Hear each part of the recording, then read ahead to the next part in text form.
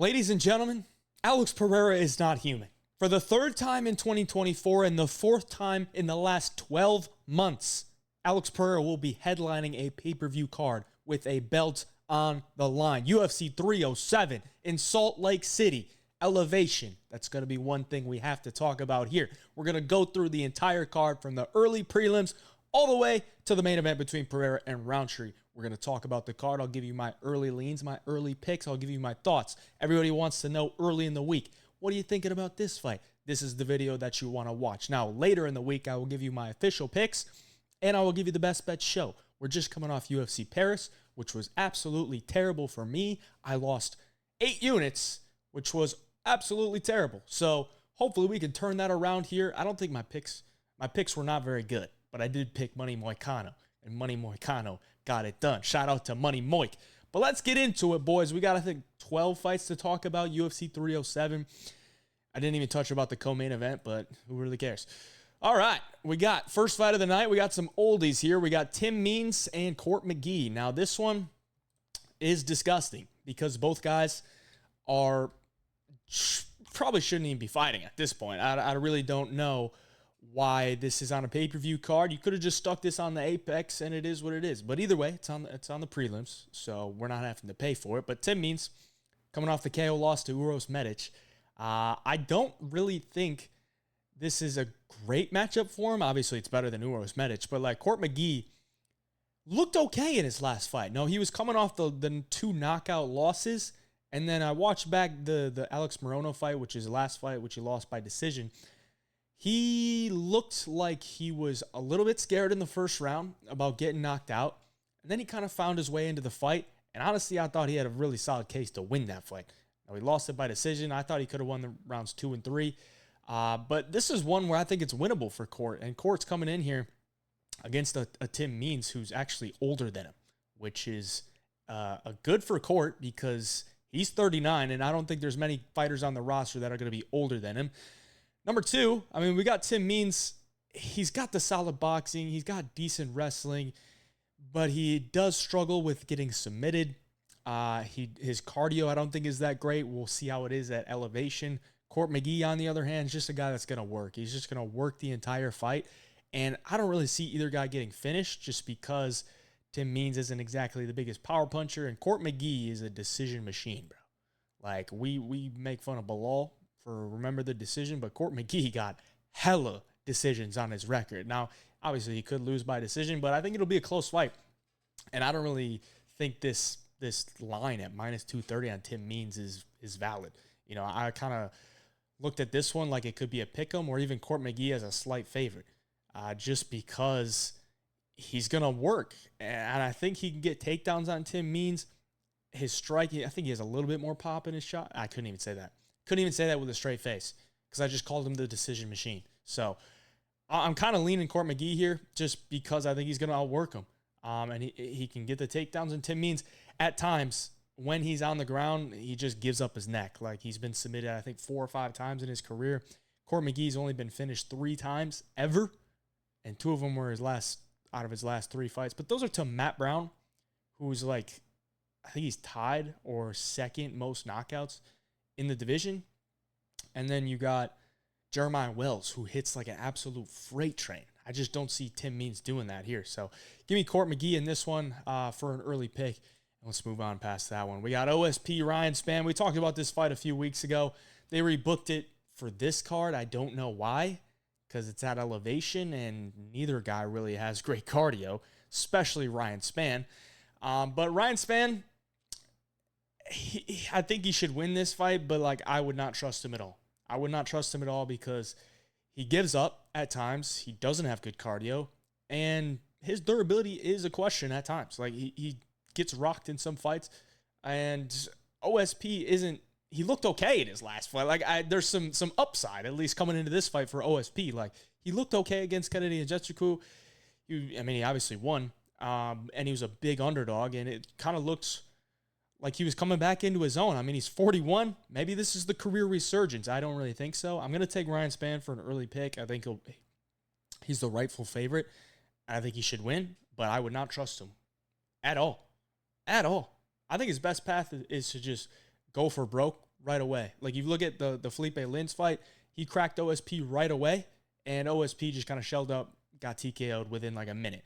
If you're Ryan Spann, you know your cardio ain't lasting at elevation. Just go for the fucking finish. Just go for it. Just go for that big right hand. Just pop that jab out. You're there. You're long as shit. You're faster than OSP. You're more athletic. Just go out and try to finish him in the first 2.5 minutes. And I think he probably could. I don't know if he's going to do that because I can't trust him. But Ryan Spann is the pick. Let's move on. We got some women's MMA. Just two OGs in the strawweight division. I mean, these girls have been around since the inception. And Carla Esparza sounds like it's going to be her retirement fight. I wouldn't be shocked if it's a double retirement because Tisha Pennington probably not going to make any runs anytime soon. And Carla Esparza, I think, knows where she's at. Now, she's been off for 2 years, and that is not a good look considering she's, 36? She hasn't fought since she fought Zhang Weili, and everybody knew going into that fight Zhang Weili was going to whoop her ass. Carla Esparza won the belt, but it was against Rose Namajunas, who did nothing. Nothing. But then I actually looked, and she has some good wins, man. Like, I don't know how this girl is good, but she can get takedowns. She has some pretty solid fight IQ. It's just she's not very athletic, and she's 36. Now, could she get Tisha Pennington to the ground? Sure. But I don't know if she's going to be able to hold her there. And I don't know if she's going to be able to do a lot of damage because Tisha in her last fight against Tabitha Ricci, who Tabitha Ricci's all of a sudden fighting Yan Xiaonan, like what the hell is that? I thought she won. I thought she beat Tabitha Ricci. I thought she did land a lot more strikes. Tabitha Ricci was going for takedowns. I think she got one the entire fight. I think she went like 1 for 12 or something like that. And Tisha was piecing her up on the feet, man. I really didn't see how Tisha won that fight, but the judges loved Tabitha Ricci. So I was actually expecting a worse performance from Tisha coming back after she had a kid. And she actually looked decent. So now she's got a fight under her belt after having a kid, and Carla Esparza just had a kid. She's 36, hasn't fought in a while. I got to go Tisha Pennington. I think that's just... I don't know if I'll be flipped on this one, especially with the retirement out there for Carla Esparza. So Tisha Pennington is the early pick. And let's move on because that is just disgusting. Alexander Hernandez, Austin Hubbard. Disgusting fight too. Like, I don't really like a lot of these fights. The prelims are pretty weak. But I do like the main card. The main card is pretty solid, but the prelims are rough. Like, give me some young prospects in here. We're getting just oldies. Absolute oldies. I mean, Austin Hubbard is 32, but he's been in the UFC before, and I don't really know why he's back. Like, I don't. He fought on the Ultimate Fighter finale, and he got finished by Kurt Hollabaugh. And I'm like, bro, if you're getting finished by 36-year-old Kurt Hollabaugh, just hang him up at this point. Now, on the other side, it's Alexander Hernandez, who you literally can never trust. You can never trust it. I mean, he's 1-4 in his last 5, so that should say it all. Obviously, I think Alexander Hernandez is the better fighter. I think he's more dynamic with his strikes. I think he's got more capabilities of finishing the fight. But I do know Austin Hubbard is pretty damn durable. The guy can take a punch. He's got a brick head. And he's good everywhere the fight goes. Like, he can get takedowns. He can throw a good amount of volume. He's not the biggest puncher. But he's just a durable guy that'll stay in your face, and he's going to work. Now, Alexander Hernandez at elevation is a terrible idea. It's a terrible idea. This dude can never last more than 2 rounds. Like, he usually wins the first round. He looks pretty good. And then he starts to slow down. And then his defense gets worse, and he starts getting hit. And then once he starts getting hit, he gets more tired. And sometimes he gets finished, or he just survives the last couple rounds, and he looks terrible. So this is a disgusting fight. I think Hernandez is the better fighter, but all things considered, Austin Hubbard definitely has a chance to win this fight. It's called outlasting Alexander Hernandez, and a lot of people have done it, and I think there's a path there for him. But at the end of the day, my early pick, I think I have to go with the better fighter. I have to go with the better fighter. I mean, Alexander Hernandez, no doubt in my mind, he's the better all-around fighter. More dynamic, but the cardio at elevation. And if it wasn't at elevation, I would feel a little bit more better at it. But it's at elevation. And Hernandez has never shown good cardio. Now he's going to be sucking wind at elevation? Hell no. Good Lord. Terrible. Terrible fight for Hernandez. whoever his manager is that put him on this card, might have to look somewhere else. Ihor Potieria and Cesar Almeida. I don't know what to think about this fight because I like Cesar Almeida. I like his kickboxing, obviously, but he is 36. At the end of the day, he's 36, and I thought he had every opportunity to win his last fight against Kopylov, who Kopylov is a much better striker than Ihor. But the thing is, he didn't. His takedown defense was nowhere to be seen. Like, literally, Kopylov would get in on his hips, and he would, like, jump to his back. Like, what are you doing? And then he had a gift. I think it was Herb. He had a gift from the ref. Stood him up. A chance to win the fight in the third round. And he gets taken down again within, like, 5 seconds after the stand-up. What are you doing? So, I don't know, man. It's a much lower level of competition here with Ihor. But at the end of the day, Ihor is a ex-light heavyweight. He's a big dude for 185. He has decent movement. He has decent abilities to fight from the outside. But I can't really trust his chin. And I'll be damned, but if Cesar Almeida chokes out Ihor Potieria, that would be insane. But I could honestly see it. Like, Ihor he doesn't have much of a chin, and his grappling is not good. So I think Cesar Almeida should probably win this fight. He'll be the better striker. But he's just got to get in on the inside, and he's got to fight smart. Like, you can't be giving up takedowns to Kopylov. You can't be giving up takedowns to Potieria. If he gives up takedowns if he gives up takedowns to Potieria, this dude should be cut. Okay, because Potieria ain't a wrestler, but yeah, just disgusting fight. Another one. It's a real disgusting prelims, man. Now it gets a little bit better. Now, I know it's women's MMA, but I think this is a solid matchup. Marina Rodriguez, Yasmin Lucindo. I like this Lucindo girl. I remember watching her in her debut against Yasmin Jauregui, and she lost that fight. She lost to Yasmin Jauregui. She couldn't knock her out. That should say a lot. Okay? I like Yasmin Lucindo. I think she's got a really well-rounded game. She's 22 years old. But I don't know why she's a minus 175 favorite here. Because I look at Marina Rodriguez, and I've always been a fan of Marina Rodriguez. I think her stand-up is nice. I don't think there's many girls in the division that can stand up with her and strike with her for 3 rounds and win. Yasmin Lucindo, I don't think she wins a striking match with Marina Rodriguez, so she needs to mix in some wrestling. Now, she can't. She's shown that. And she has some pretty solid wrestling. She's pretty strong. She has a decent jiu-jitsu game. But it's against girls like a Karolina Kowalkiewicz, who's old and never really broke in the top 10. Well, she has, but like not in a while. Marina Rodriguez has fought in the top 10 for a good amount of time. Polyana Viana,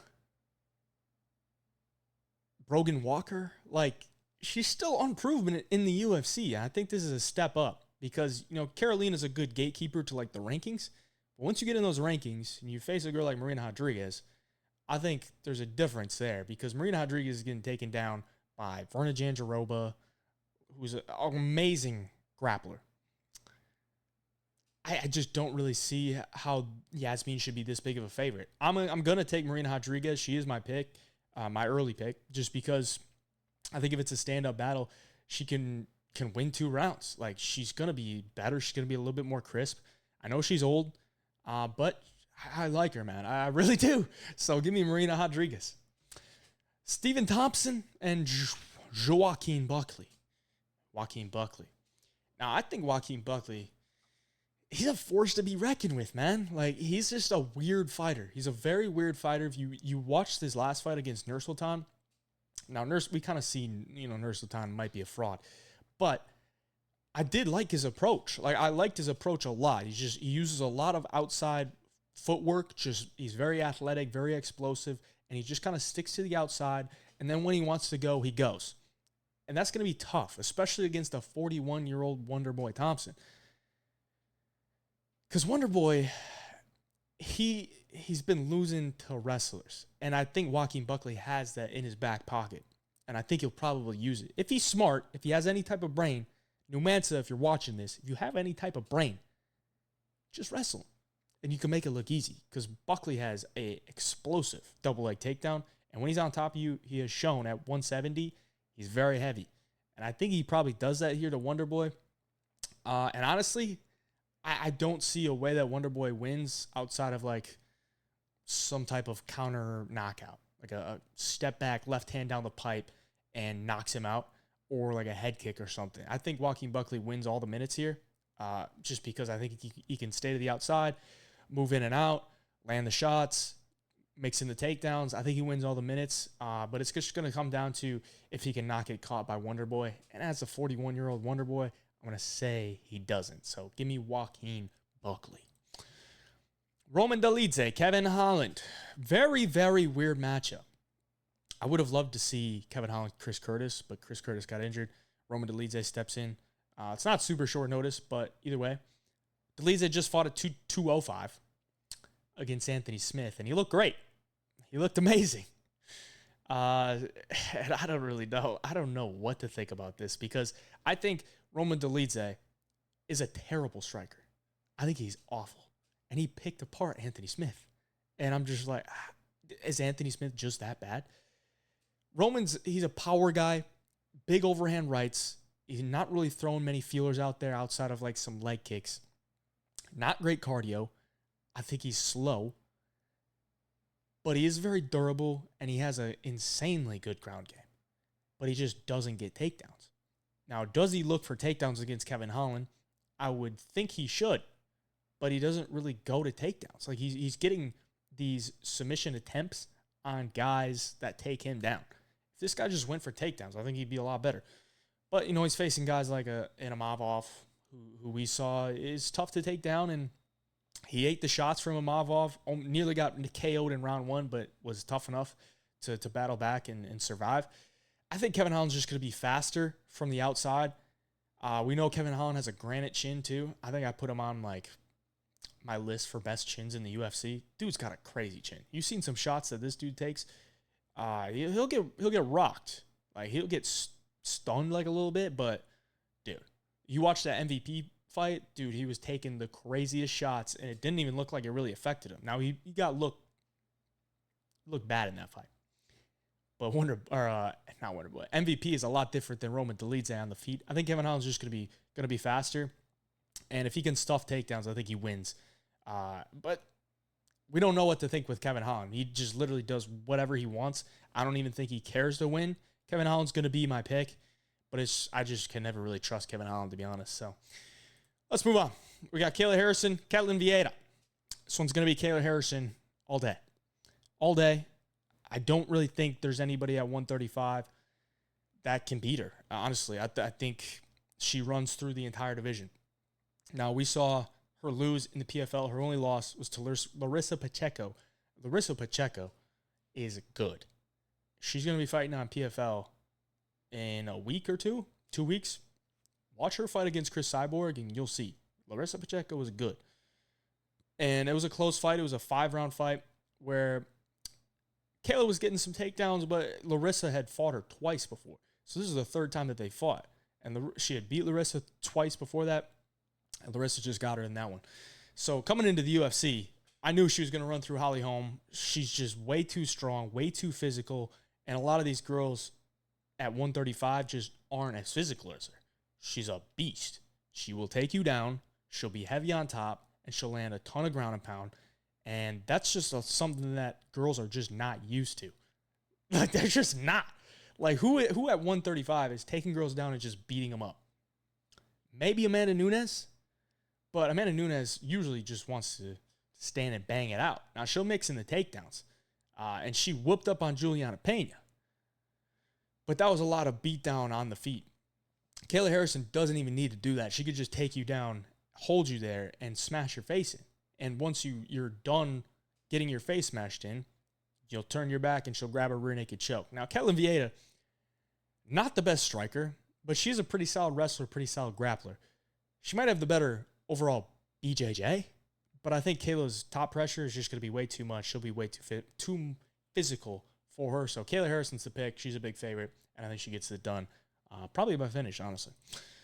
Jose Aldo, Mario Bautista. Very excited for this one.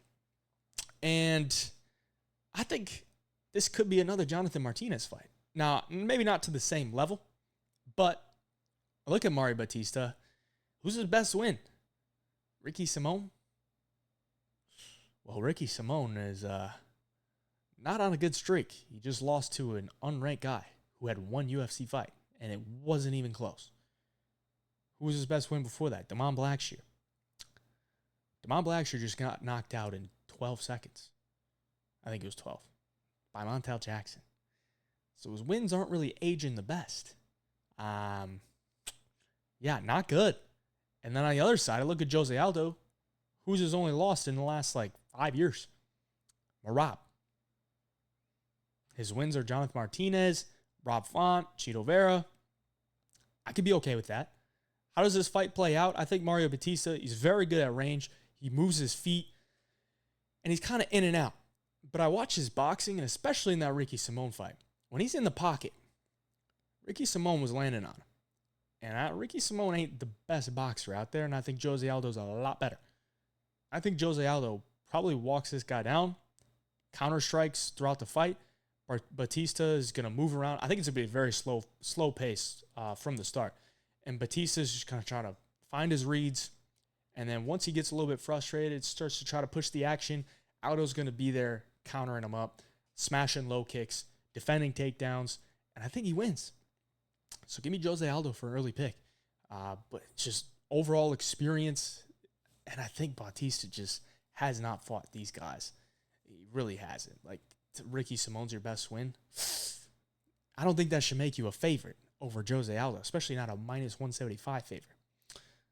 To the co-main event, we got Raquel Pennington, Juliana Pena.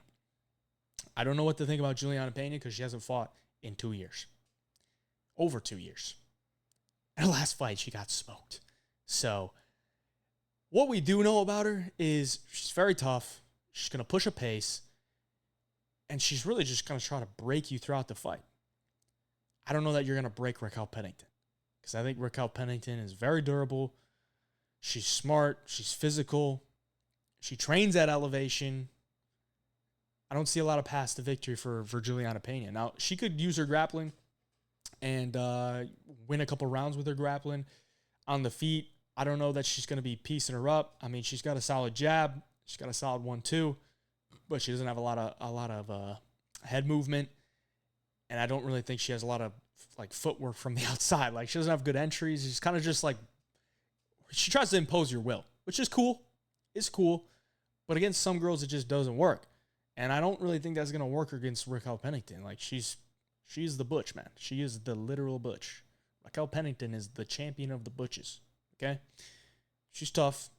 She got it all in her bag. She can take you down. She can stand up with you. She's got some submissions in her bag, too. And she's been on a nice streak here. So I tend to lean with Raquel Pennington to defend her belt here. But either way, I mean, Kayla Harrison's coming for anybody. And Kayla Harrison whoop either of these girls. So Raquel Pennington is the pick. But disgusting co-main event. They had to throw it on one card. I guess they got to throw it on with Pereira. That brings us to the main event. We got Alex Pereira and Khalil Rountree. Khalil Rountree,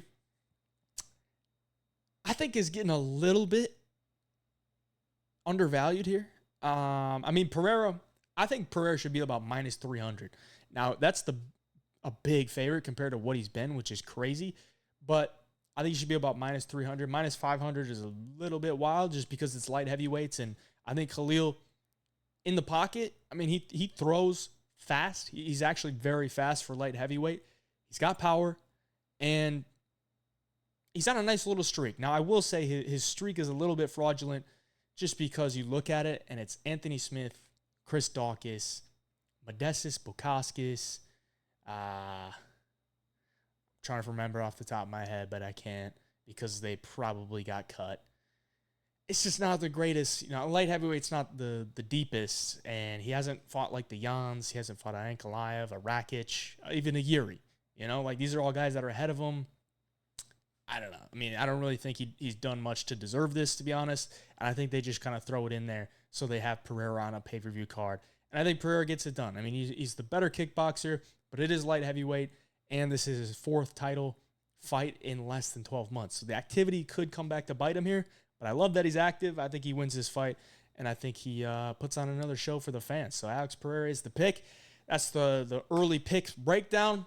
Appreciate you for watching. Please like the video and hit the subscription button for me, and we'll be back here very soon for Dana White Contender Series breakdown on Monday. Stay tuned for that. We got a nice little card coming up out on Tuesday, and we'll try to make some bets for it. Appreciate you for watching. Until next time, hey, Jet Picks, signing out.